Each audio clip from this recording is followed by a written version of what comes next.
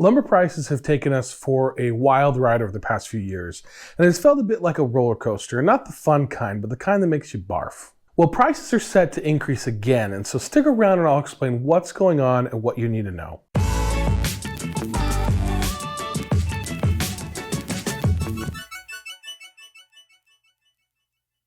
So there's some good news and some bad news in the lumber markets. Let me first talk about the good news. The price for basic framing lumber, like 2x4s, is down. In fact, it's pretty close to where it was before the pandemic. This is a graph of lumber futures that shows what this looks like. You can see on this graph how the price ticked up in previous years. And back then, I remember paying well over $10 for a 2x4. Now that is crazy, but today the average price around the country is around $3.65. So it's come down quite a bit. And there have been a lot of reasons why the prices have come back down. Lumber mills, for example, are more efficient than they used to be. Lumber demand is also mostly down because people are not doing as many DIY projects and home building has slowed. Now, while that's all good and interesting, there are also a few other things that have happened that normally would cause us problems. For example, a lot of mills have closed, especially mills in British Columbia. Facing an uncertain future, workers clock out at the Hammond Cedar sawmill. I found out yesterday they're shutting her down. We're given 90 days notice yesterday, and then that's all she wrote. Canadian fires have also caused some problems and burned out some wood stock. Now, we haven't really felt the impacts of those prices, again, because that demand is low, but that could change in the future. So let's shift gears a bit and talk about the bad news, and that is in sheet goods. Now, when I say sheet goods, what I mean by that is plywood and particle board and OSB, things like that. There's so many different types, and it's hard to really put them all in the same category. And so I generally just refer to them collectively as sheet goods and sometimes plywood. Now, sheet good prices have ticked up during the pandemic along with everything else. And while they peaked in 2021, they did not come down as much or as quickly as framing lumber did. In fact, before the pandemic, I remember paying less than $15 for a sheet of OSB flooring. During the pandemic, though, I needed to buy a sheet for a project, and I spent nearly $50. Today, the price is around $28, which is higher than it was about 6 months ago. So what's going on here? Well, there's a lot of reasons for why prices of plywood stay pretty high. For example, making plywood can be an intensive process that requires specialized equipment and expertise to run. It also takes much more inputs, such as glues and adhesives, and the prices for those have also increased recently. The real reason, however, is that there are only a few companies that produce it. And when there are only a few companies in a market, there's less competition and therefore less pressure on prices. So what happens is they raise prices. They do it because they can, and people pay it because they have few other choices. In fact, let's look at some actual numbers. In 2022, there was capacity to manufacture around 26 billion square feet of oriented strand board, or OSB. This is the plywood that is most often used in new construction to build the walls, roof, and subfloors. And here is a listing of the largest producers in the US. There are around 20 producers in total spread across 50 manufacturing plants. And while that may sound like a lot, if we look at the market share of the top 5 producers, we can see that they control over 75% of the market. That reduces competition and makes prices stickier. Now, just a note on sheet good pricing. It is really hard to get real-time data on what's happening with plywood or sheet good prices. Lumber futures are generally a good way to track towards current prices, but that's really better for 2x4s, and it doesn't really do a great job for plywood. Now, the Federal Reserve does track sheet good prices, as you can see from this graph, but real-time data is hard to come by, and this is already a few months old. And so that's why I've launched a new project. If you go to my website, DIYwithdave.com, on your computer or mobile device, you're going to see this lumber price tracker.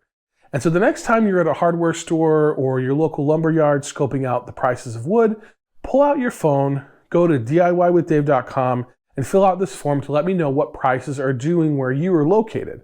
Since this went live, I've already had a bunch of responses from places like Columbia, Missouri, Boise, Idaho, Orlando, Florida, and Salt Lake City, Utah. Now, I'm planning on aggregating all of the results, and I plan to share them here to give you all real-time insights on where things are headed across the country. And as I see things start to increase, I'll let you know. So with that out of the way, let's talk about what's coming next so we can understand where lumber prices are going to be in the future. Now, the main driver of lumber prices is home building and remodeling. Now, home remodeling peaked during COVID because people were at home all the time, and that's where they spent their time and money. And that's when we saw the initial shortages of lumber and those first price hikes because of that demand.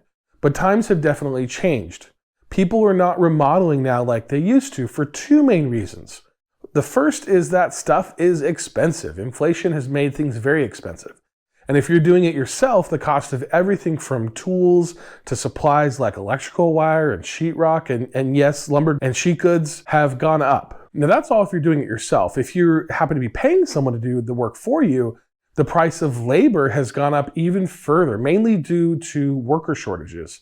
In fact, I made a whole video about the worker shortages recently and explains all the reasons why. So if you want to know more about that, be sure to click the link and check that out. So remodeling is definitely down, but what about home building? Well, housing starts, which measures new home construction, tanked during COVID for a short time, but then recovered and peaked in April of 2022. It's been down ever since. New home building permits, which measures permits to build new homes and is a good indicator as to what building is going to look like here in the near future, shows a similar pattern. So all in all, new home building is down.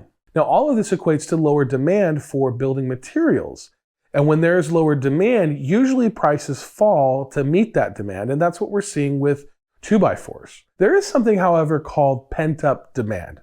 And that is what we have right now. In fact, think of all of the people you know, especially young people, and maybe even yourself, who want to buy a house and would buy a house if prices and interest rates weren't so high. Here is a graph of median home prices in the US. From this graph, we can see that it peaked at over $479,000 in late 2022. And while it has dropped a bit since then to around $416,000, it is still too high.